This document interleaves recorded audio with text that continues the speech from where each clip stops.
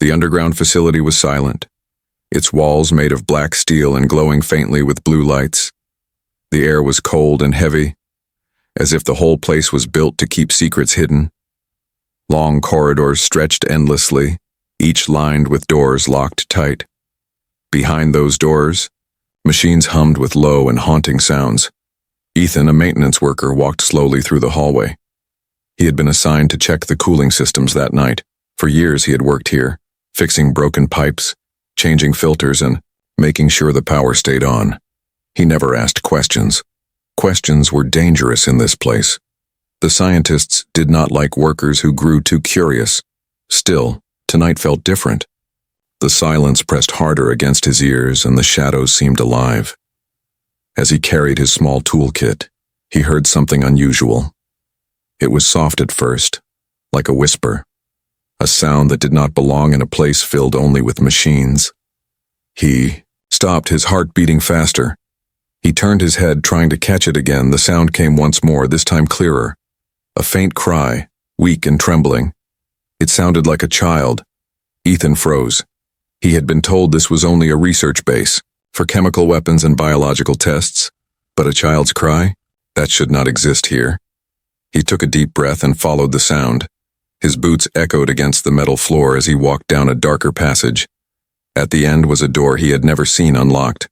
A bright red warning symbol flashed on it. His hand hesitated over the control panel. He knew that opening unauthorized doors could mean punishment, even death.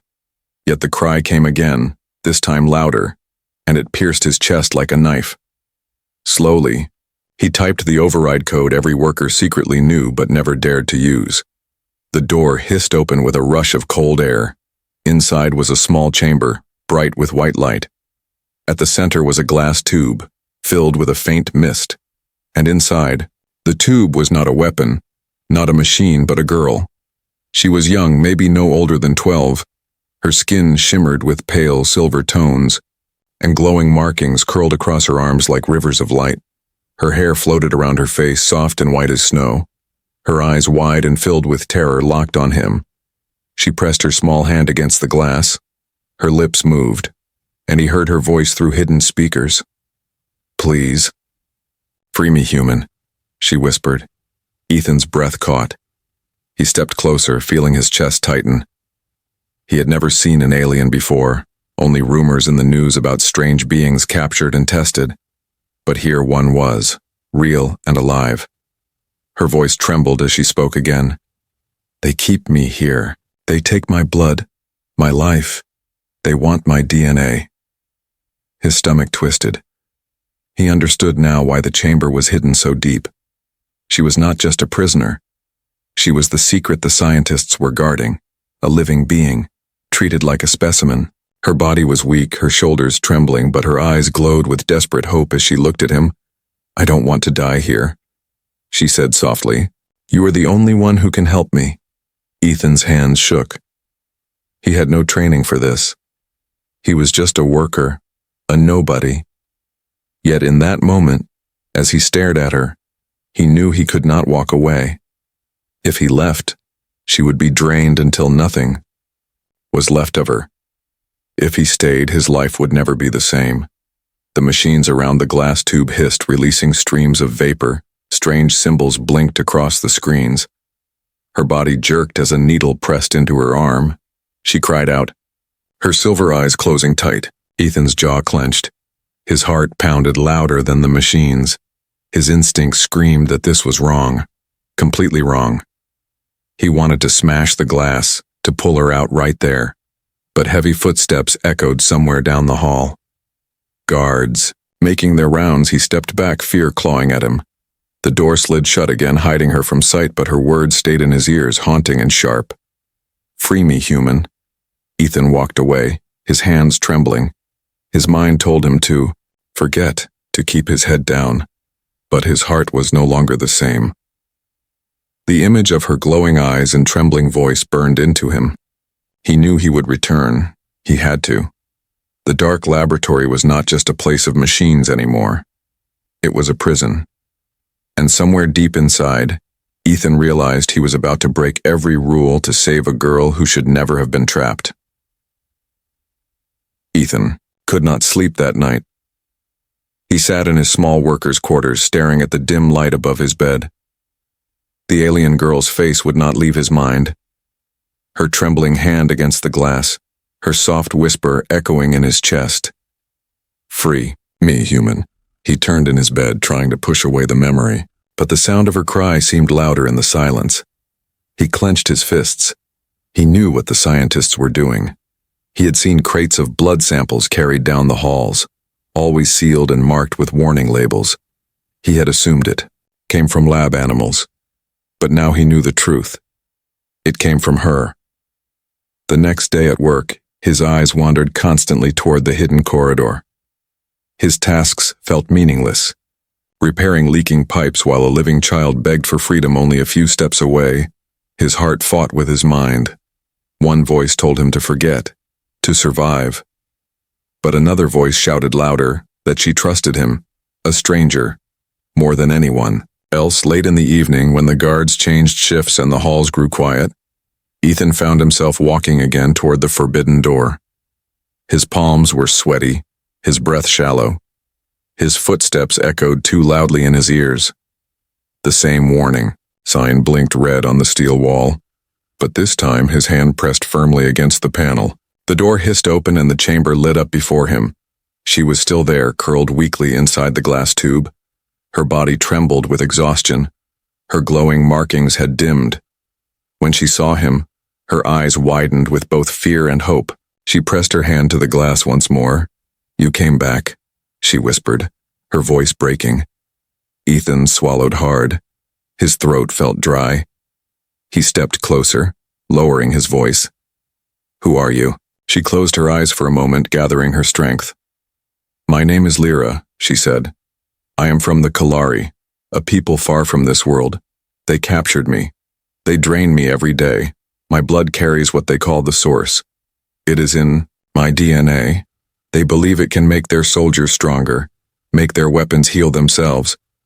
They will not stop until I am empty." Her words sent chills through him.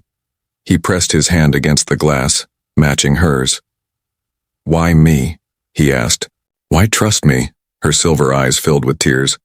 "Because you looked at me, not as an object, not as a specimen. You looked at me like I am alive, like I matter." Ethan's chest tightened. He wanted to break the glass, to pull her out, but fear clawed at him. "If I help you, they will kill me," he whispered. Her voice trembled. "If you do nothing, they will kill me anyway." She leaned her forehead against the glass, her breath fogging it. "Please. You are my only chance. I do not want to die in this cage." The chamber lights flickered as the machines whirred to life again. More needles lowered toward her skin. She winced but kept her eyes on him. "Every day they take more. Every day, I feel weaker.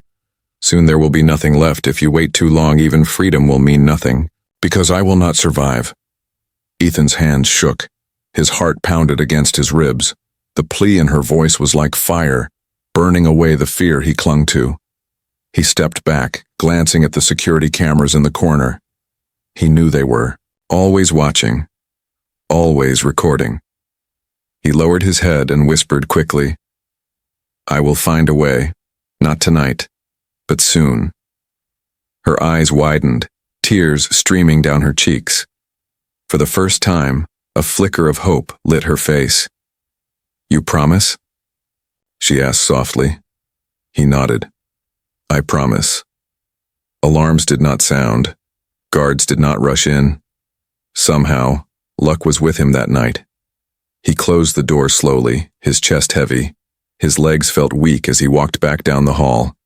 But inside, something stronger was growing, a decision he could no longer ignore. Back in his quarters, Ethan stared at the ceiling again, but this time his eyes did not wander in fear. He thought of her name, Lyra. He thought of her fragile hand pressed against his.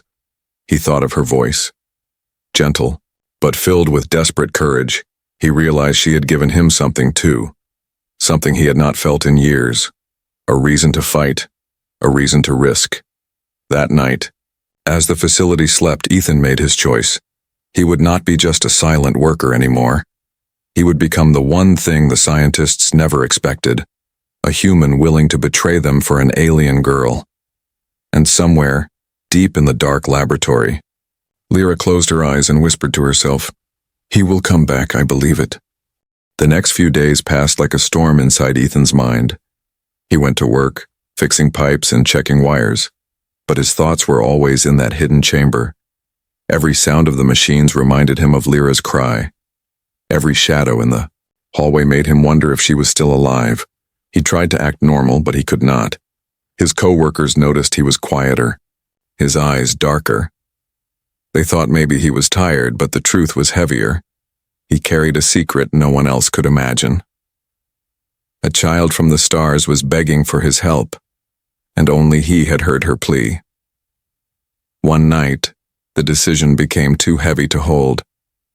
He slipped his toolkit over his shoulder, his heart pounding like a drum. He had no real plan, no weapon, only the foolish hope that courage would be enough. The guards at the entrance were yawning, tired from long shifts. They barely looked at him as he passed. He kept his head down. Hiding his fear behind the mask of routine, he moved through the corridors until he reached the forbidden door again. The warning lights blinked red, but he ignored them. His fingers flew across the panel, faster this time, as if his body already knew what had to be done. The door hissed open, and there she was, Lyra curled weakly inside the glass tube. Her eyes opened slowly, and when she saw him, a soft glow returned to her face. "You came back," she whispered. Ethan's throat tightened. He pressed his hand against the glass. "I promised, didn't I?" The machines around her hummed louder. Long needles were ready, waiting to pierce her skin again. Ethan clenched his jaw. He could not let them touch her anymore. He searched the control panel beside the chamber. Lines of strange codes flashed. Across the screen, he didn't understand the language, but one button was clear. Emergency release. His hand hovered over it. His whole body shook. If he pressed it, alarms would scream across the entire facility. Guards would swarm within minutes. If he didn't press it, she would keep suffering, drained drop by drop until she was gone. Lyra's voice broke through his fear. "Please. I cannot last much longer." That was enough. Ethan pressed the button. A shrill alarm erupted instantly. Red lights flashed through the room. The glass tube hissed, steam bursting from the sides. The chamber shook as locks released one by one. Then the front slid open, spilling cold mist into the room. Lyra stumbled forward, weak and trembling. Her legs could barely carry her. Before she could fall, Ethan rushed forward and caught her. Her skin was ice cold, her body frighteningly light. In his arms, he wrapped his coat around her shoulders, whispering, "I've got you, you're safe now." But safety was an illusion. Heavy footsteps thundered in the hallway. Shouts echoed closer. The guards had heard the alarm. Ethan's heart raced. He glanced at the vents above, the machines behind him. There was no time to think, only to move. He carried Lyra in his arms, rushing toward the back of the chamber, where a maintenance hatch lay half-hidden. Years of working in the facility had taught him every hidden corner, every tunnel. He kicked the hatch open and crawled inside, dragging her with him. The space was narrow, filled with pipes. His shoulders scraped the walls, but he forced himself forward. Behind them, the chamber door burst open. Guards poured in, weapons raised. Their voices rang with anger. "The subject is loose, find them now." Ethan pushed faster, his breath burning in his chest. The pipes rattled under his weight. Lyra clung to him weakly, whispering, "Why are you helping?" "Me?" His answer came without thought. "Because no one else will." They reached another hatch. He kicked it open and they tumbled into a dark hallway. Dust filled the air. This part of the facility was abandoned, a place most workers never entered. The walls were cracked, the lights broken. It was the perfect place to hide. But only for a moment. Ethan leaned against the wall, panting. Lyra lay in his arms, her glowing markings dim. She looked at him with tired eyes. "You risked everything," she whispered. He nodded, his chest still heaving. "It doesn't matter. What matters is getting you out." Far away, the sound of boots thundered again. The guards were searching every passage. Dogs barked, machines whirred. The entire facility was alive with the hunt. Ethan knew their time was short. If they were caught, both he and Lyra would be executed. He stood, tightening his grip on her hand. He thought of the map in his head, the abandoned tunnels, the air shafts, the broken elevator that still led to the surface. Every step would be dangerous, but there was no other way. Lyra's weak voice drifted through the silence. "I believe in you, human." Those words struck him like fire. His fear turned into resolve. He pulled her close and whispered, "Then hold on tight, because we're not stopping until we're free." Together they vanished into the dark tunnels while behind them, the entire facility roared with alarms. The risk had begun, and there was no turning back. The tunnels groaned as Ethan moved, quickly carrying Lyra in his arms. The air smelled of rust and damp stone.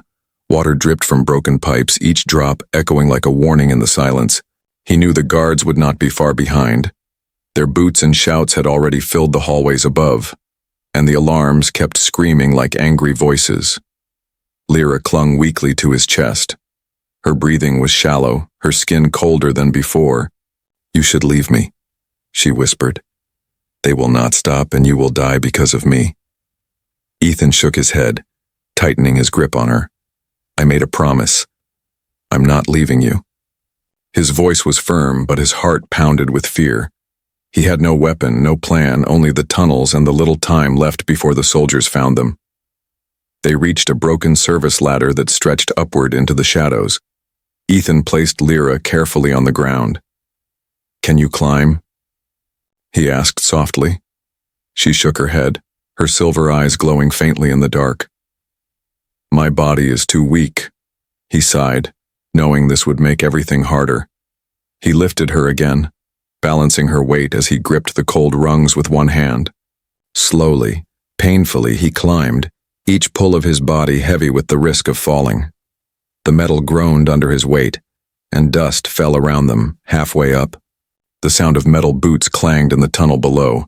Flashlights flickered in the darkness. Harsh voices shouted, "Check the ladders. They can't be far."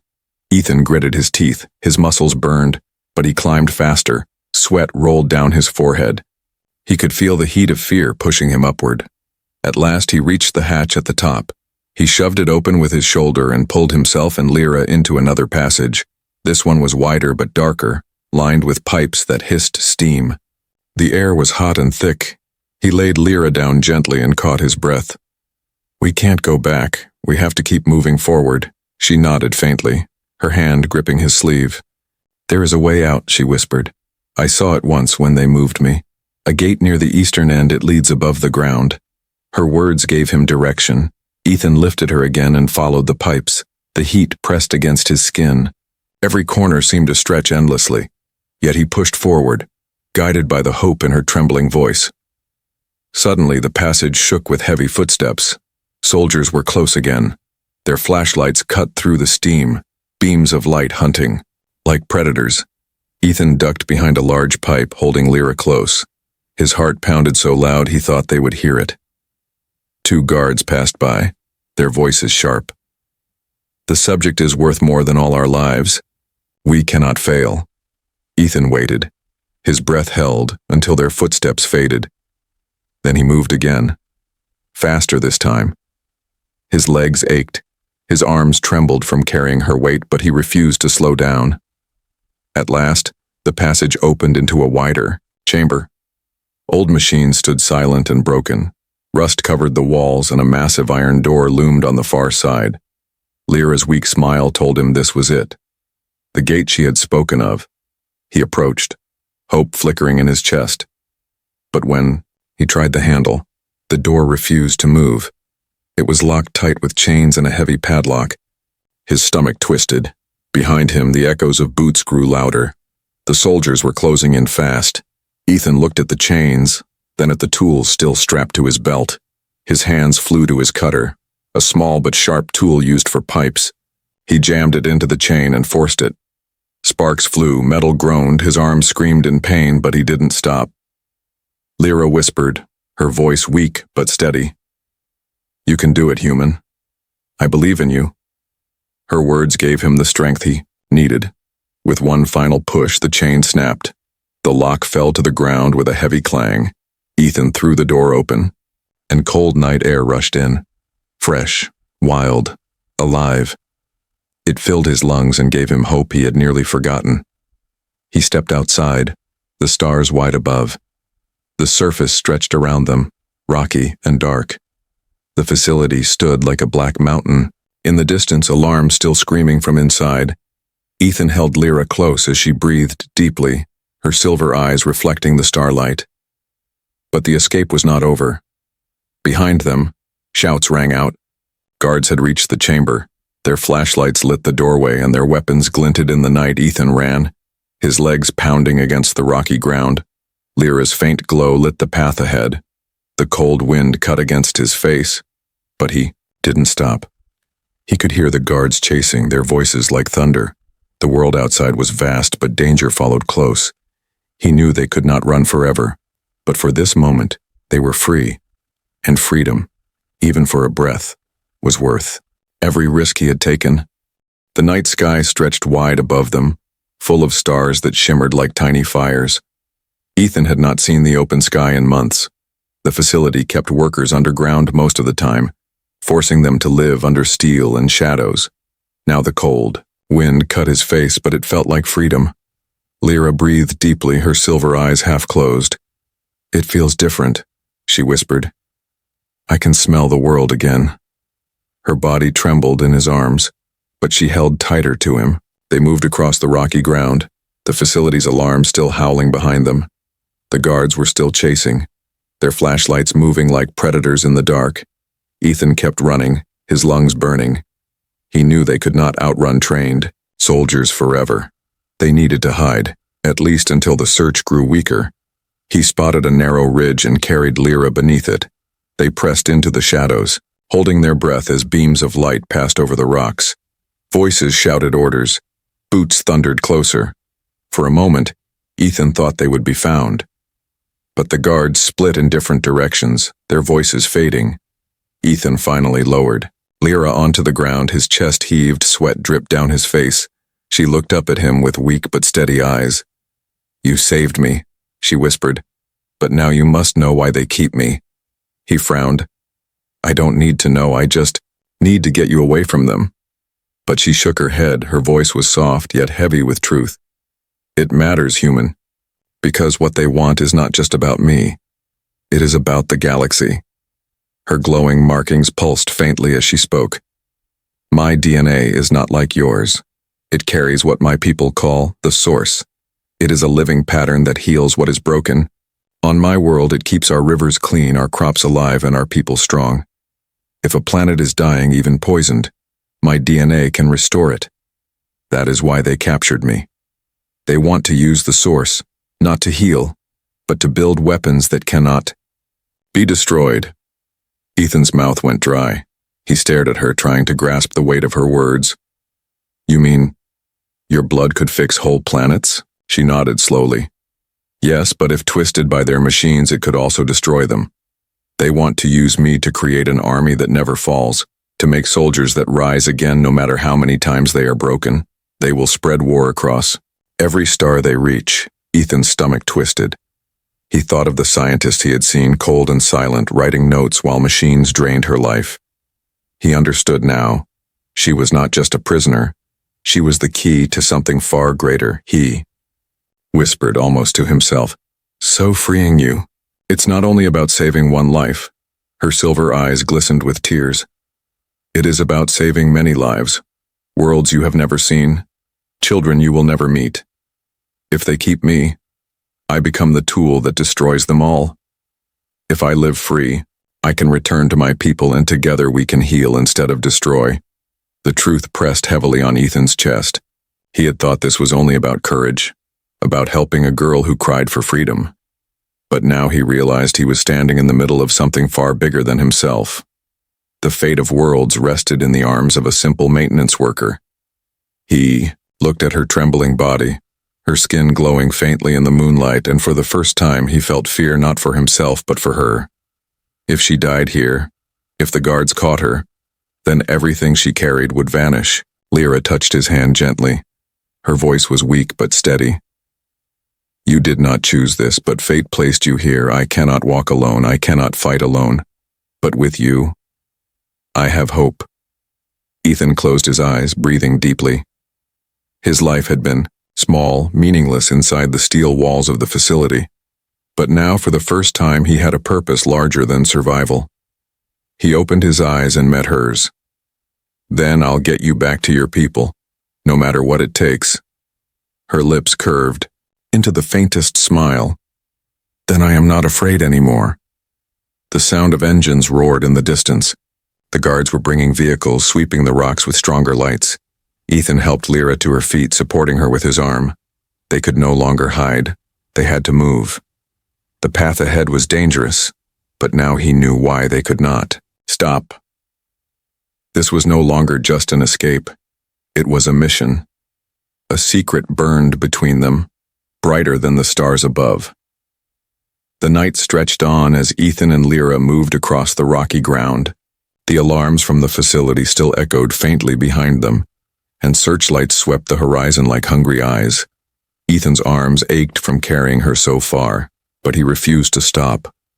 Every step away from the base felt like victory. Lyra leaned against him, her body weak but her spirit glowing stronger. She whispered, "We are close. I can feel the air is different here."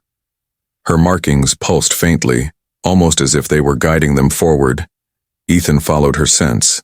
Even though the land looked endless and dark, they finally reached an old outpost half buried in the ground. It was a place Ethan remembered from his early workdays, abandoned and forgotten. The doors were rusted, the windows broken. It offered some cover, at least for a short time. He helped Lyra inside and set her down gently. For the first time in hours, they could breathe. Ethan pulled out his small canteen and held it to her lips. She sipped slowly, her silver eyes soft. With gratitude, "You risked everything for me," she said. "Most would have turned away, but you stayed." Ethan tried to smile, though his chest was heavy. "I couldn't leave you there, it wasn't right." She touched his hand lightly, her fingers trembling. "You are different, human. Different from the ones who hurt me." Before Ethan could answer, a sound echoed through the ruined outpost. A creak, then a shadow moving in the corner.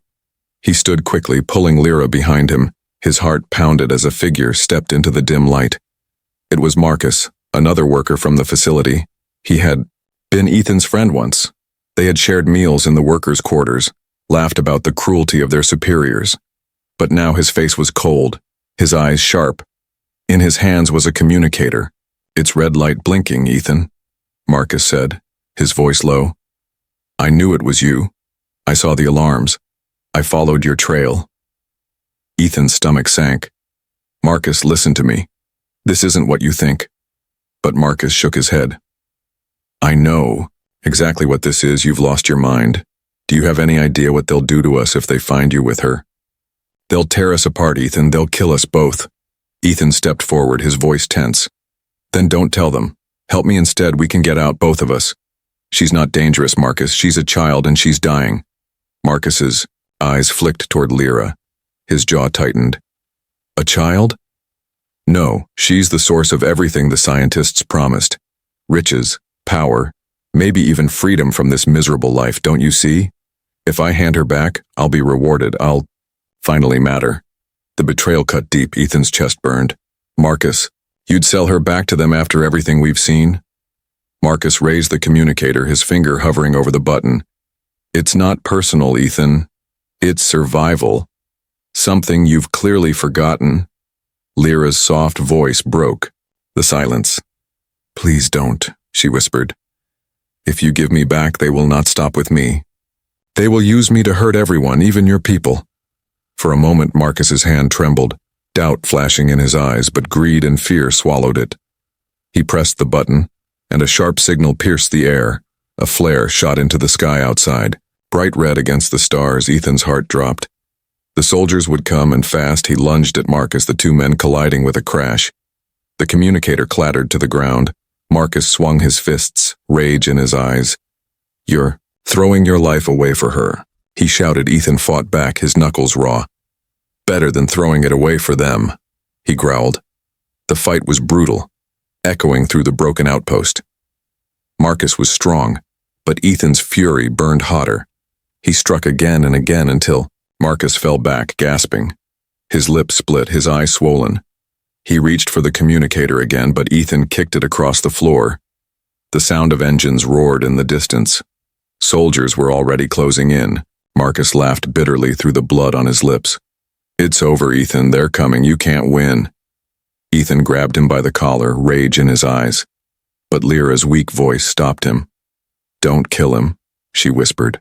"Don't become like them." Her words calmed him. He released Marcus, letting him slump to the floor. "Stay out of my way," Ethan warned. His voice shook with fury. He rushed back to Lyra, lifting her into his arms. She looked at him with tired but trusting eyes. "Even when betrayed, you still choose mercy," she whispered. "That is why I believe in you." Outside, the red flare still burned in the sky. Soldiers would soon surround them. The betrayal had stolen their precious time. But Ethan's resolve had only grown stronger. He would not let Marcus's choice be the end. He tightened his hold on Lyra, his jaw set. "We keep moving. We don't stop, no matter what." Together they slipped into the night again, the sound of engines and boots growing closer. The betrayal had nearly destroyed them, but it had also shown Ethan something. He was no longer running blindly. He was fighting for more than escape, and now he knew there was no turning back. The night was no longer silent. The flare still burned in the sky above, glowing red like a warning. Soldiers were racing across the land, their vehicles rumbling louder and louder. Ethan carried Lyra close against his chest, her breath soft and shallow. His legs ached, his body begged to stop, but he refused. Every step forward was a step away from chains. The ground sloped upward toward a ridge. From the top, Ethan could see the vast desert stretching under the stars. In the far distance, he thought he saw something flicker. A light, faint but different. From the soldiers' search beams, maybe it was her people. Maybe rescue. Lyra lifted her head weakly, her silver eyes glowing faintly. "Ethan," she whispered. "They are coming, my people. I can feel them, but you must hold on a little longer." He nodded, though fear pressed hard in his chest. The soldiers were closing fast, their voices carried through the wind. "The subject is near. Find them. Don't let them escape." Ethan reached the top of the ridge. His heart dropped. On the other side was a wide canyon, deep and dark. The only path across was a narrow, broken bridge of stone, unsafe and cracked. Behind him, engines roared closer. Ahead of him, death waited with one wrong step. He looked down at Lyra, her body trembling in his arms. "We don't have another choice," he whispered.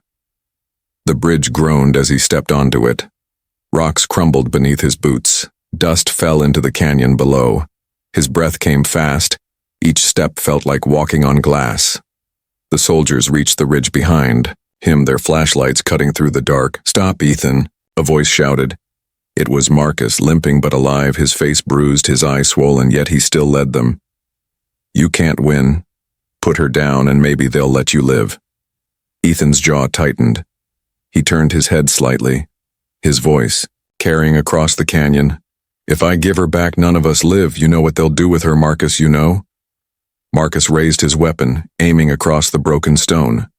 The soldiers spread out, rifles glowing with deadly light. Ethan's chest pounded, his choices narrowed into one sharp line. Run and risk falling, or stop and lose everything. Lyra's weak hand touched his chest, her voice soft but clear. "You don't have to do this for me," she whispered. "I don't want you to die." Ethan's eyes burned. "It's not just for you, it's for everyone. You said your DNA could heal worlds. That means you matter more than me, more than anything I am. So if it costs me my life, I'll still choose to protect you." Tears filled her eyes, but she held him tighter. "Then I will carry your choice with me always." Gunfire cracked behind them.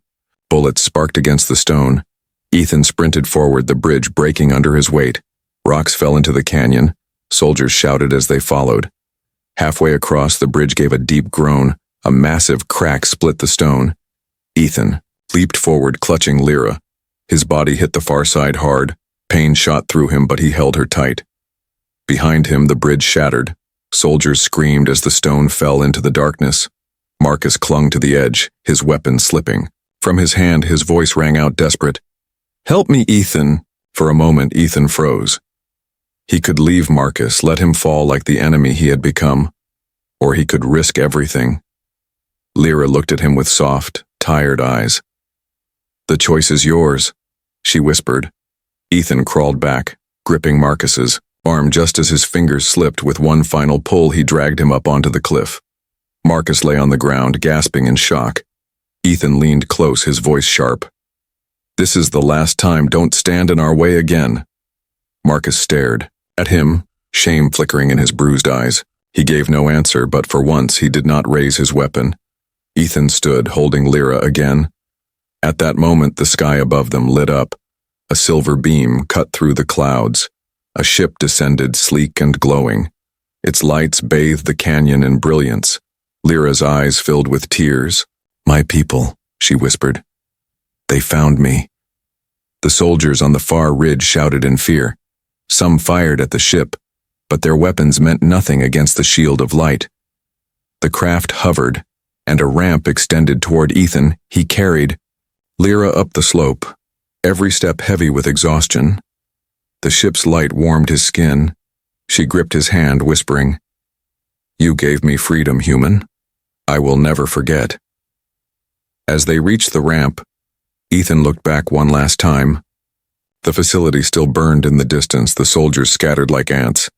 Marcus sat on the ground, staring with hollow eyes. The choice had been made, not only to save one life, but to change the path of many inside the ship. Lyra's people gathered around her. Their glowing forms embraced her, their voices soft with relief. She held Ethan's hand until the last second, her eyes full of gratitude. "You are not just human," she said. "You are hope." The ramp closed. The ship lifted into the sky. Ethan watched as it vanished among the stars. His body ached, his future uncertain. But inside, something burned brighter than fear. He had made the choice, and it had mattered. For the first time in his life, Ethan looked up at the stars not as unreachable, but as a promise.